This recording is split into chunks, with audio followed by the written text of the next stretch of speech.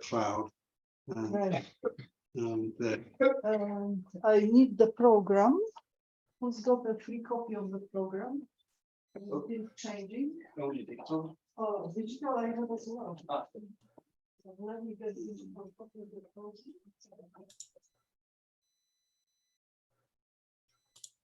Right. How do we?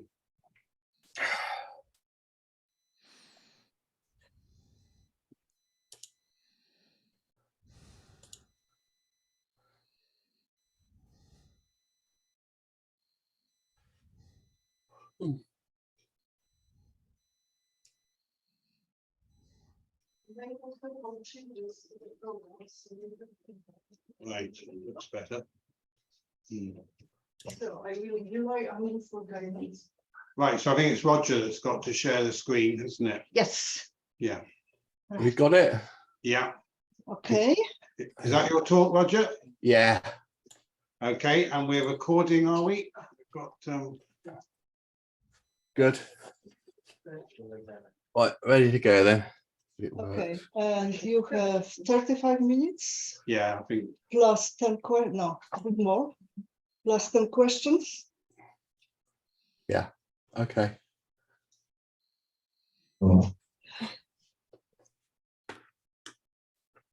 recording, that's right. Yeah. Ready to go?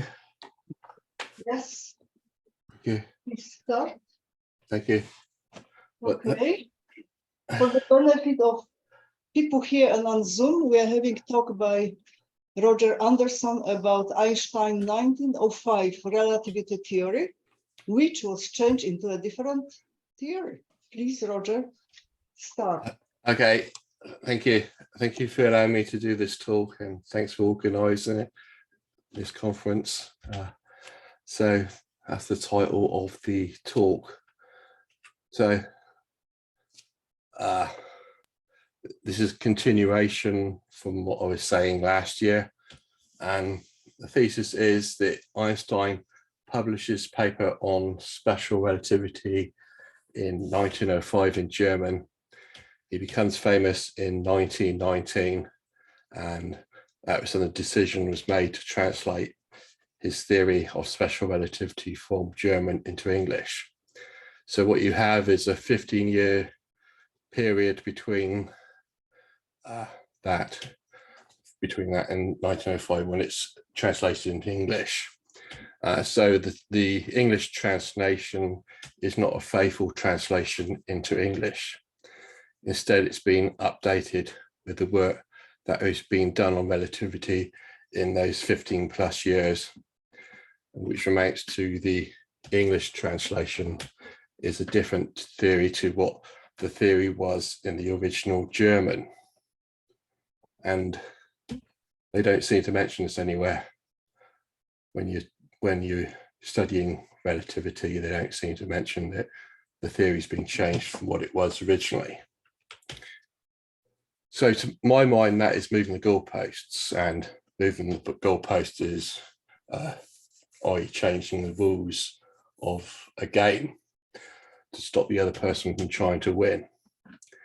And so changing the theory without telling anybody they're changing the theory, that is, in my view, moving the goalposts.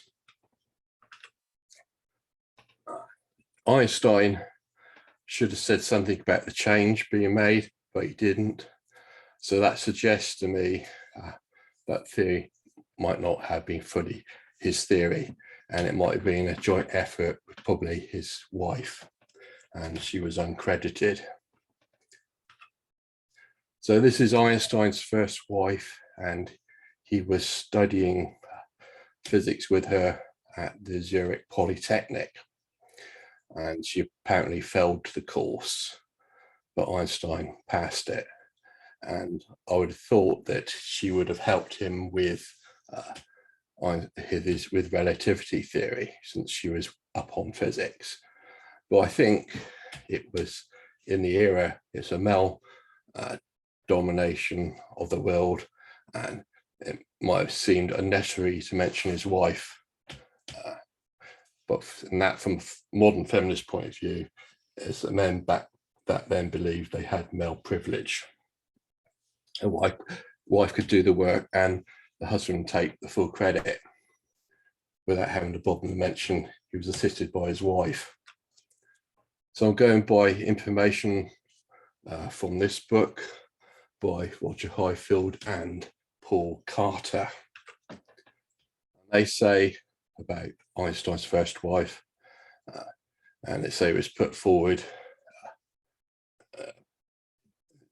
by where it says there, and the English and the German edition was published in 1983. After the author's death, this book contains many fascinating hints, but relies heavily on hearsay. So the problem is most of the evidence for maybe it was Einstein's wife was also working on the theory, but most of it seems to be hearsay. And so the skeptics, or the critics, preferred to dismiss the idea that his wife was helping him. And this is more evidence on it. She said that this person is pointing out that Mileva had a role in relativity.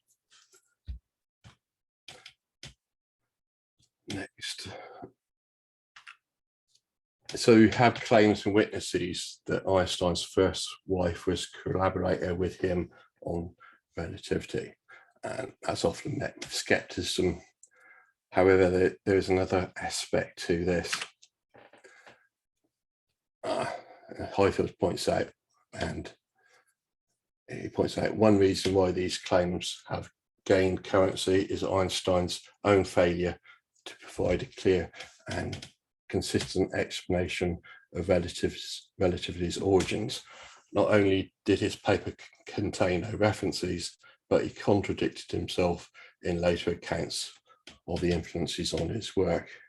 It remains unclear, for example, how much he was stimulated by the so-called Michelson-Morley experiment of 1887.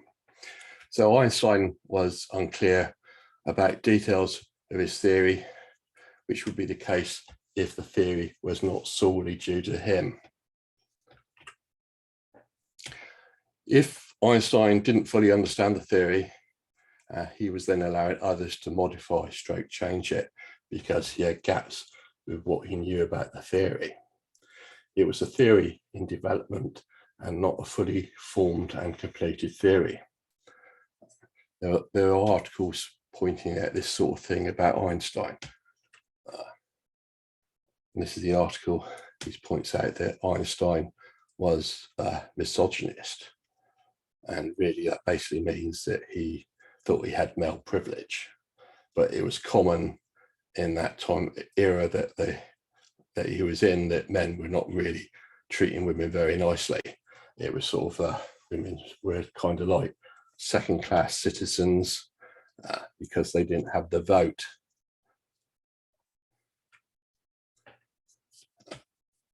So most men in Einstein's era, from a modern feminist perspective, would probably be labelled misogynists. So really it's unfair to label him like that. But it gives a possible reason why he left his wife uncredited as co-author if she helped him. He did not think it was important. Now, Einstein's a hero, and he did many heroic things, stood up to Einstein, campaigned against the atom bomb after it was used and so forth, things like that. So he is a hero, but with all heroes, they have or seem to have clay feet, and that's pointing out there's some weakness with them. So it's not really fair pointing out, oh, Einstein was a misogynist, when everybody in that kind of era, well, the men probably were. It was just a common way of being.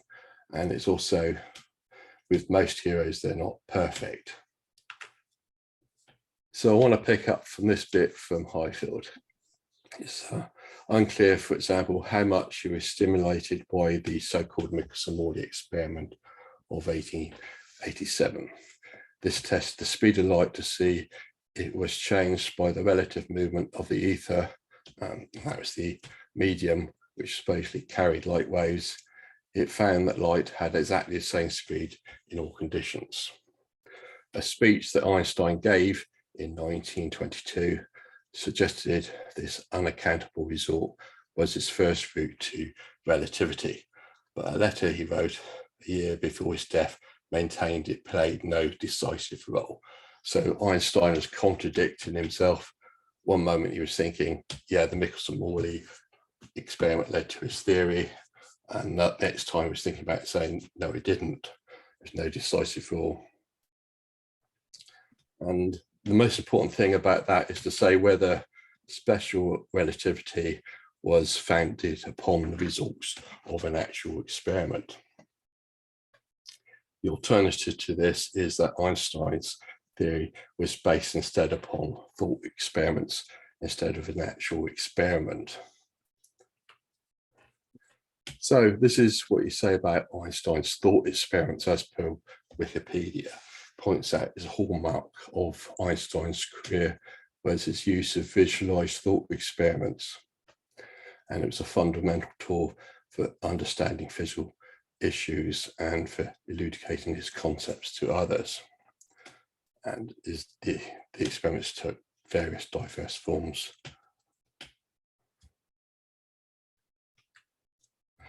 Now, the most famous thought experiment is when Einstein imagined what would happen if he was traveling with a beam of light and looked into a mirror.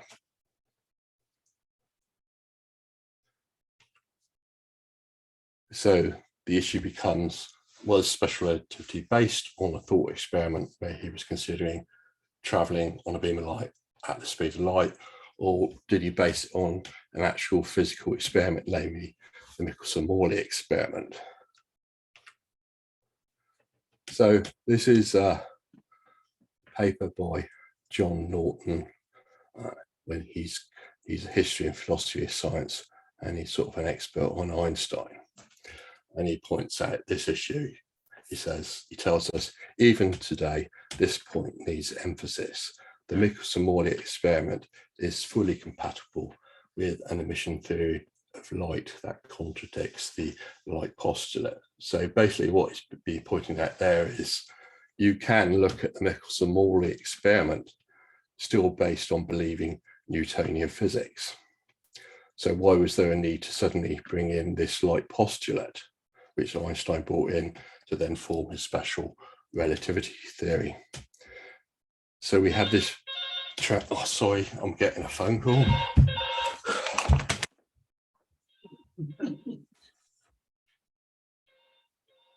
From Einstein's wife. Hello. Yeah. Sorry, I'm busy at the moment. Can you try me back in an hour?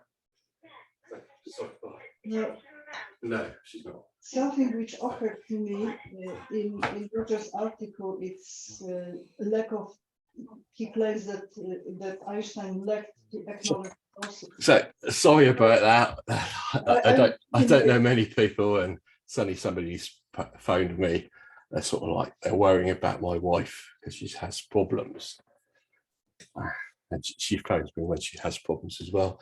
This is why I wasn't able to get to Antwerp this year at Liverpool. Anyway, so back to my talk. We have this transition. The Michelson-Morley experiment can be interpreted by Newtonian physics, but suddenly it's swapped over to be interpreted by special relativity. And that's kind of mysterious, I think. It's pretty difficult to understand why suddenly do that. So the transition would be occurring if had the theory based on a thought experiment, a sudden jump of inspiration to interpret an experiment a different way. Thus was special relativity based on a thought experiment or actual experiment. Thought experiment would be just interpret experiment in a different way. Actual experiment would be impetus for experiment to use different theory.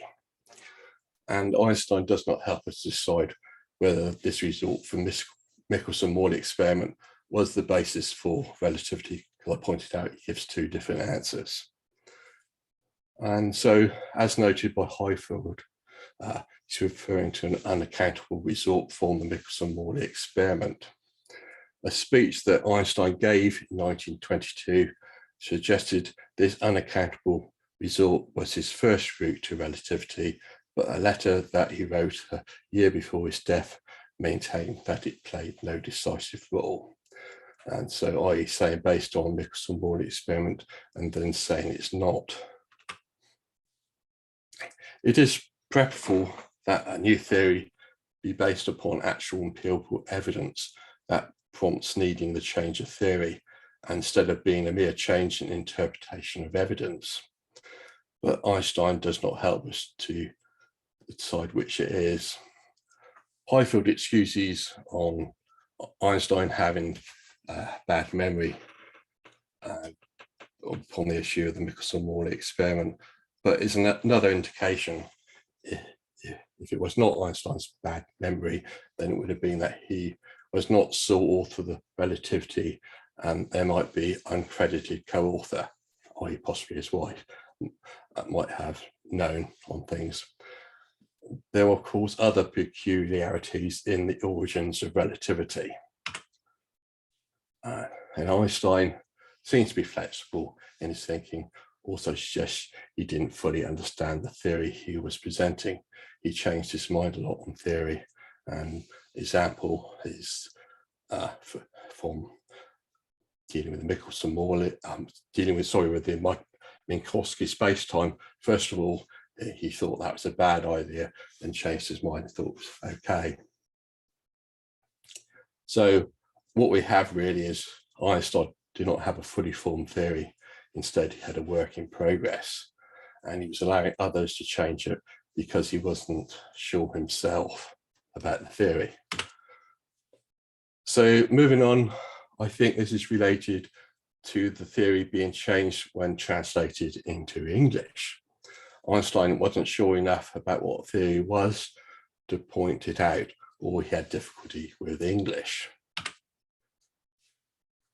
So this is the usual translation into English of Einstein's 1905 paper on special relativity, and you can go to that website where it has it there. And it says at the end of the paper, the extra notes from the translator and so forth, it's based on the original 1905 German language paper and so forth. And it has footnotes added to it by the translator. And it changed a bit of the notation for the symbols used for the equations. And so that was the translation in the form 1923. That is after 1905. It took 18 years to get an English translation. Now, I got this reference from Arthur Miller, and he's a, I think, historian of physics, especially a special topic, Einstein. And he points out that the translations of Einstein from German into English are bad. And so he provides his own translation. So it's not just me saying that the English translation is a bad translation from the German. Others have looked into that issue as well. And Miller points out the footnotes in the translated paper come from Sommerfeld and were not in the original. And these were the footnotes added to Einstein's paper, and they're not in the original German.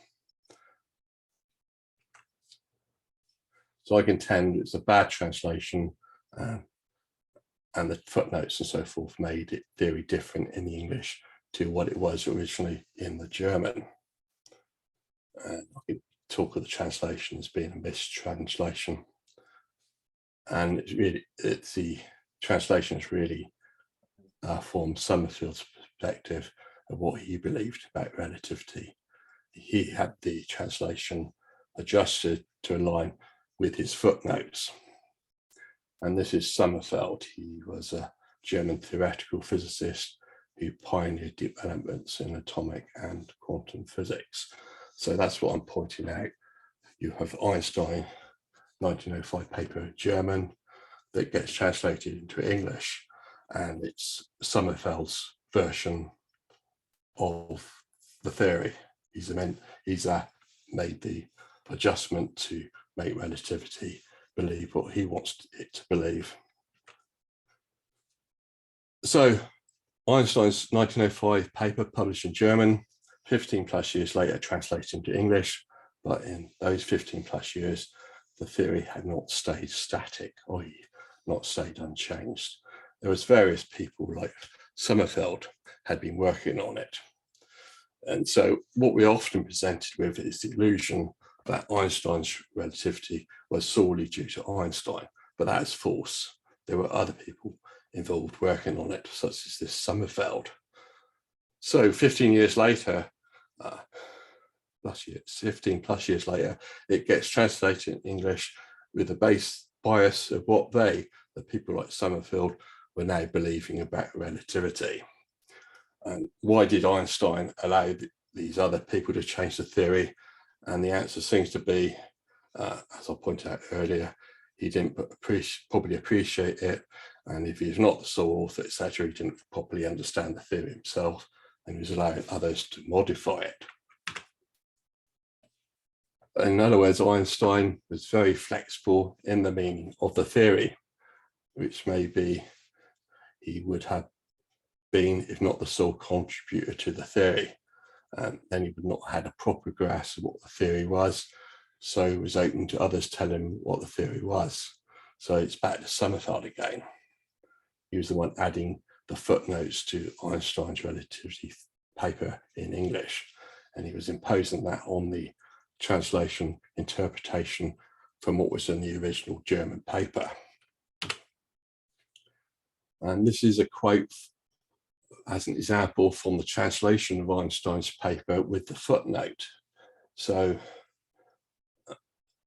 the translation is, let us take a system of coordinates in which the equations of Newtonian mechanics are all good, and you've got a footnote, and the footnote is i.e. to the first approximation.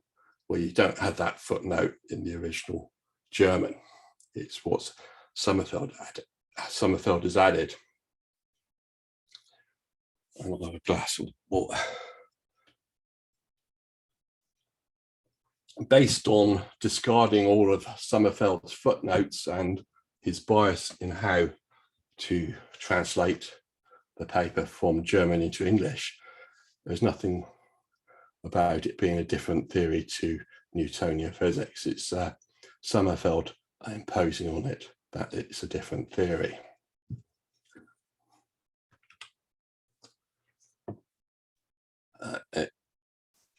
In the original 1905 paper, it's not stating it was an approximate, and that's what I can tend to be in the original Newtonian mechanics holds good, and there's no approximation. The 1905 paper is dealing with Newtonian mechanics, and there's no replacement of Newtonian mechanics by another theory. So now the relativity has split into two theories: the original paper and Sommerfeld's changed theory. Sommerfeld added the footnotes to change the theory, and the translation was biased to agree with his footnotes. So nowadays, when we talk about relativity, we talk of Newtonian physics as an approximation of special relativity. Especially we say Newtonian physics is a good approximation of special relativity at low speeds, much less than the light speed in vacuum C. And that's not in the original. That's only what's being changed by the Sommerfeld translation. And so, especially in the context of Sommerfeld's theory, or his version of Einstein's relativity, we can get at the things like saying Lorentz transformations reduced to Galilean transformations at low speed. And mathematically, that actually turns out to be false, as this person points out in a paper in 2006. But that is a common interpretation of Einstein's relativity now, to think that Lorentz transformations reduced to Galilean transformations at low speeds. And that's not in the original German paper of 1905. In the German paper, there is no mention of Galilean transformations. So mathematically, we have something different between the two theories. The claim that Lorentz transformations reduced to Galilean transformation, that was something that came after 1905. So I'm going by this book, it's Arthur Miller again, and he's pointing out that the Galilean transformations were named in 1911. First appeared in Frank and Routh's book or paper, and another book I got is claiming the Galilean transformations were named 1908. So there's no Galilean transformations in 1905 when Einstein is writing his paper. It's not something he's talking about. There's no mention of Galilean transformations in the original German. So these are the transformations. You've got the Lorentz Einstein transformations, and you've got the Galilean transformations. That's what the maths looks like. Galilean transformations named 1908 or 1911, depending on reference. And Einstein 1905 paper was dealing with Lorentz transformations, not Galilean transformations. Nothing was being said about how Galilean transformations connected to Lorentz transformations. So we have this timeline. 1905, Einstein special relativity paper in German dealing with Lorentz transformations. 1908 or 1911, Galilean transformations appear. Those working on relativity decide that Galilean transformations are part of Newtonian physics and not special relativity. And so they decide Lorentz transformations reduced to Galilean transformations at low speed, thus Newtonian physics only an approximation. In 1920s, Einstein's 1905 paper translated into English, but with a move in the goalposts, they now think Newtonian physics only an approximation. When special relativity is taught, usually the Galilean transformations are talked about first before the Lorentz transformations. And that gives the impression that the Galilean transformations came first, and then working on them came the Lorentz transformations. That is the complete reverse of what historically happened. The Lorentz transformations came first, and later came the Galilean transformations. And so the education system has been set up to give a false impressions like this. Rather than explain the theoretical historical development accurately, the education establishment chooses the easy option of not explaining that history. So talking about Galilean transformations, saying that they don't work, and then saying there's a need for Lorentz transformations, it seems easy for them to do. That's an easy education route, but that's historically not what happened. The original German 1905 theory is not that Newtonian physics is an approximation at low speeds. Nothing about Lorentz transformations reduced to Galilean transformations at low speed. And this is what I mean by talking about moving the goalposts. The theory kept getting amended, and it was getting amended from a very early stage. When translating from German to English, it was amended. So I've dealt with special relativity. The demarcation between special relativity and Newtonian physics is false. In the original German paper, there is no such false demarcation. Now for general relativity, I think the innovation was to have curved space-time. and you can add curved space to Newton, as pointed out by papers such as this one, curving Newtonian space. So in that context, general relativity, well, do you really need to think of general relativity as being different to Newtonian physics if you can use curved space in Newtonian physics? So based on that, to deal with curved space would just be a natural development of Newtonian physics to add curved space concept to it. So I'm getting to my conclusion. The path was along the lines Einstein's theory, 1905 in German, no mention of it being a different theory to Newtonian physics. Einstein 1915, general relativity. Einstein 1919 becomes famous due to Anderton's astronomical observations. Impetus then to translate Einstein's papers from German into English. Einstein 1905 relativity paper translated into English, but now with the changes of opinion that happened between 1905 and 1919. So Einstein theory becomes a different theory to what it was in 1905. Einstein, very flexible in his thinking, allowing the theory to be changed, modified, or else didn't properly understand the theory because maybe it was not due solely to him. And that's not being pointed out when they're teaching you relativity, that Einstein in the original 1905 is saying different to what they're now going to teach you. I'm finished. That's the end of this talk. Thank you. If you want, sorry, if you wanted to go on to the maths, I've got some maths here. But, okay. Thank you. That's the end. Yeah, thank you. Thank you, Roger. Thank you. Can I just say something before anybody else comes? Okay. I think it might be that Einstein on purpose didn't finish the special relativity into perfection. Yeah. I have a reason to believe that, because I used to work with a Jesuit priest who was also professor in physics in German, and we were writing a paper. And I wanted it, no, Otto, no, it's still, we need to still finish that. And he said, no. I said, why? Oh, he said, I have the experience. I once wrote a perfect paper, but everything was perfect. And nobody commented on it.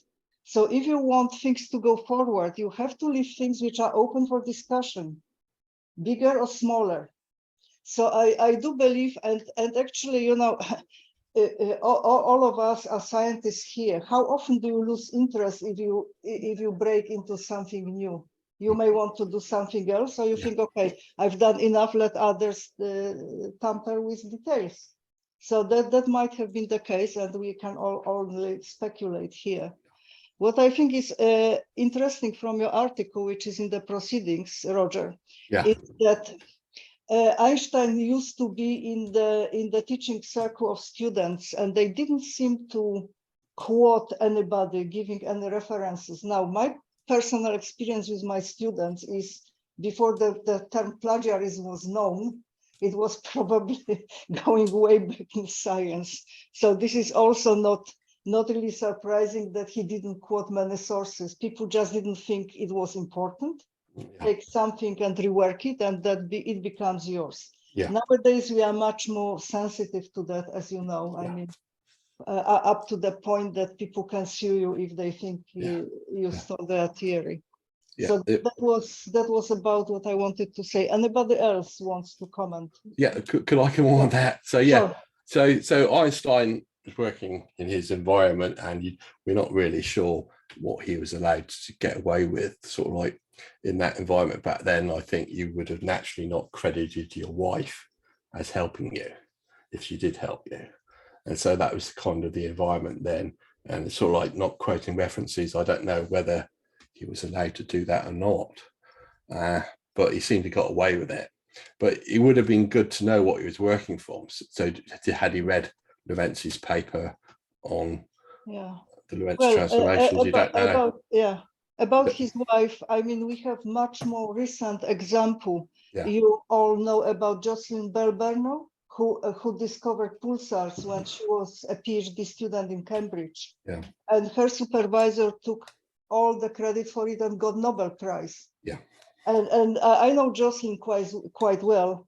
Yeah. And whenever now she goes to a conference, everybody comes up with the question, Jocelyn, how does it feel to be deprived of something which is your work?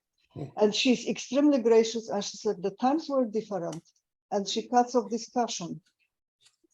And the guy who actually stole her work has had time, because every time he went to the conference, people were saying, why did you steal her work? Yeah.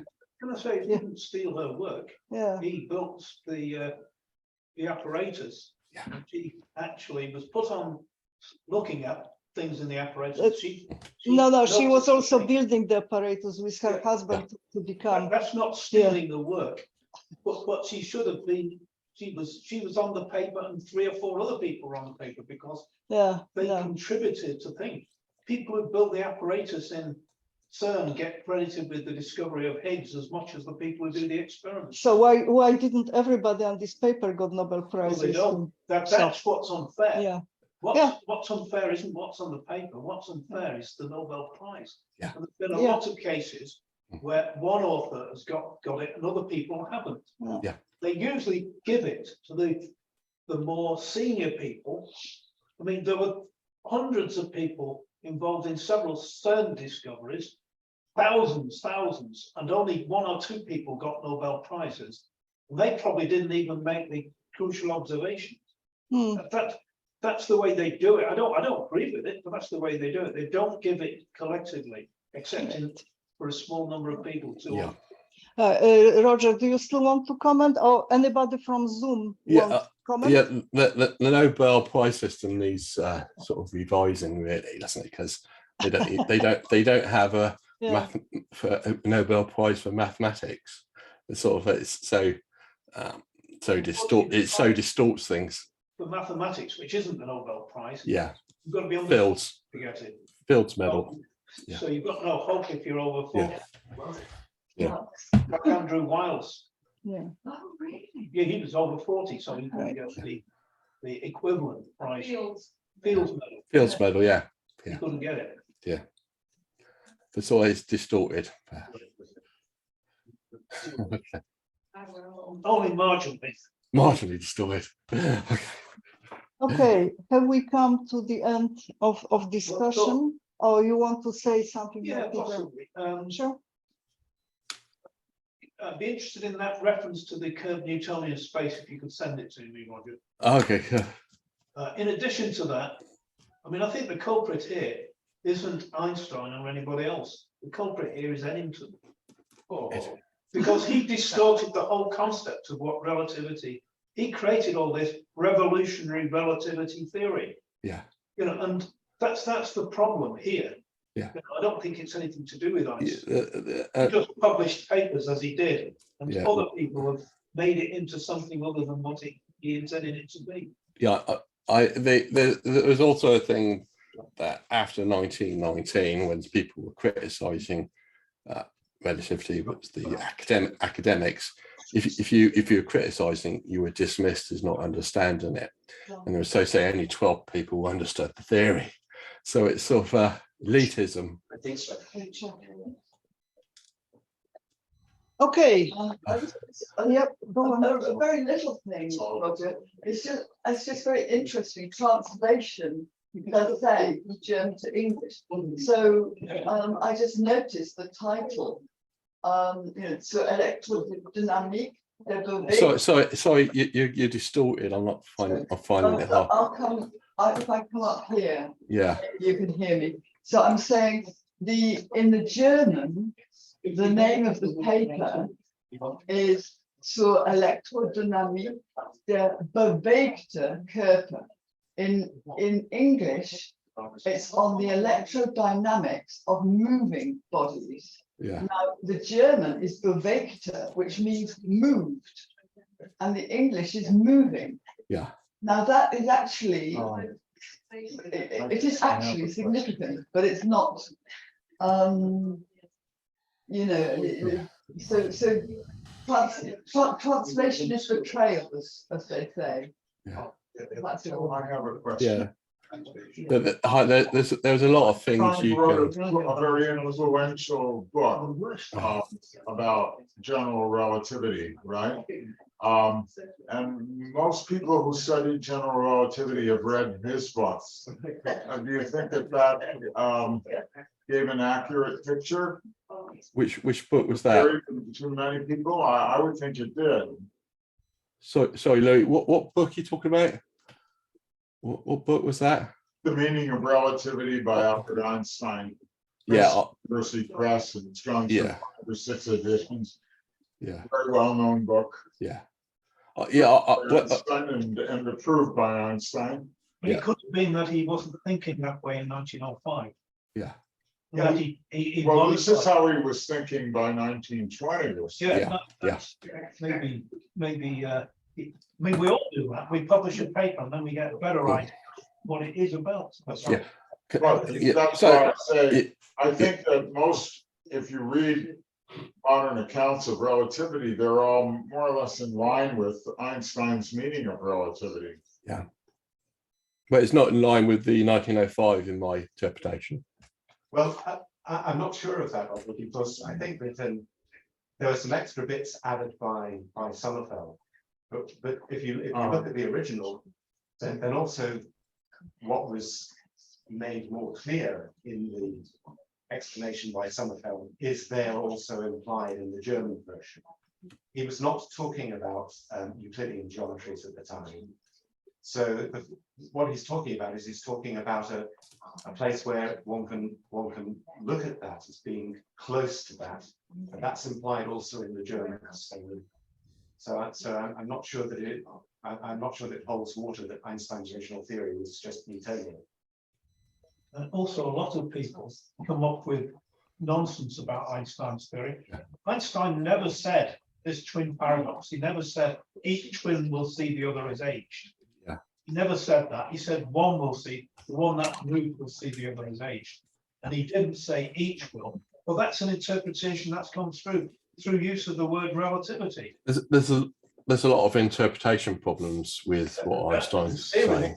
Using that word, it's all relative, and it's not relative. It's about invariance. Yeah. It's nothing to do with relative. Yeah. So some people say that calling it Einstein's relativity theory is a misnomer. So it's really an invariant theory. But I mean, he never had this twin paradox. That comes after. Yeah, there's another person about on that one there about 1911 or something. So Einstein wasn't the only person working on relativity. He had other people talking about relativity, and I think they changed it from what he was originally saying in 1905. And it's not really clear how that came about. It's not really don't have a proper historical record of what's going on there, and you also don't have a proper historical record of what Einstein's working from. You don't. There's sort of like there's too many gaps. Not the maths have been done anyway. Yeah, that's right. Lawrence had already done math and other people. Yeah. Quite a few people contributed to the Lawrence. But Roger, that's quite a normal kind of thing to do. If I look at, I'm going to be presenting some stuff on my theory later today, and it's also still a work in progress. Yeah. Of course, what one talks to people, I know there are many different ways that it could, in some of the signs, especially, that it could go one sign or another sign. So and that remains a work in progress. So if I look at the 2014 version of the theory and compare it to 2019, there was quite a lot of change. And then in the 2023 version, there's not really so much change. So hopefully it's converging. It remains a work in progress. If you're talking about quantum physics, it's sort of like relativity, what they did in relativity influenced the way they were thinking in quantum physics as well. So it's all just to carry on. Yes, it's for all of us. We're all it's all work in progress. That's right. Yeah. best done through this kind of thing, talking to people, so. But when you come to actually do an experiment, you want the theory to be precisely defined. So you can then test that particular prediction. It's quite But if a theory is a work, if a theory is a working development, and you do an experiment and you don't quite agree, and then you're adjusting the theory a bit, and you still say, yeah, it's the theory, it's still the same theory, and that's cheating, that's moving goalposts. It's the mental attitude. Are you working from a clearly, precisely defined theory? Or are you working from a theory that's going to be modified? Precisely defined. Look at quantum theory now. How precise is that? Yeah. Yeah. But Frank Cox has an interesting one on the Michelson-Morley experiment. He says, why didn't they discover the ether, as it were? Why didn't they discover a change in velocity? He says it's because the photon is a massless particle. The boson involved in the interaction is a massless particle. Had they been doing a weak interaction or something, it wouldn't have been that. It would have been the weak or Z boson. Yeah. Well, it's interesting how Einstein changed his view over his life. Oh, he believed in it. He did at the end of it, and called it different things. I think he ended up calling it the universal field. Well, the reason why I didn't call it ether was because that had acquired Nazi connotations through the Nazi scientists in the 1930s. And he stopped. He used to call it ether, and then he stopped calling it. Yeah, there was a period he was calling it ether. His name is a beautiful on this by a Welsh author. The Name is It's not silver. no, it's not so. I'll look it up. yeah. So a lot of the ether problem goes kind of. Yes. Costrell's a friend. Yeah, He's a really great guy. fantastic. Wonderful. Yes. May I suggest that we break, that we have comfort break before John lecture? Oh, Albrecht. You can chat to Albrecht. Roger if you want. Albrecht wants to say Oh, something. actually, Oh, one more question. one more question. No, I want to make a little comment regarding the German language. I think there is a misunderstanding which is easily possible. If Einstein says it's es ist über die Elektrodynamik von bewegten Körpern, one could mean that this means that it is an object which is moved from the outside. It would be logical if it would be this way, but the German language means it in a different way. Bewegte Körper does not mean that somebody had set it to motion, but only that it is in motion, nothing else. I think that was not correctly understood, but it is, I think, a deficiency of the German language that you can have this misunderstanding. So it is a moving body, what Einstein has meant. Thank you so much.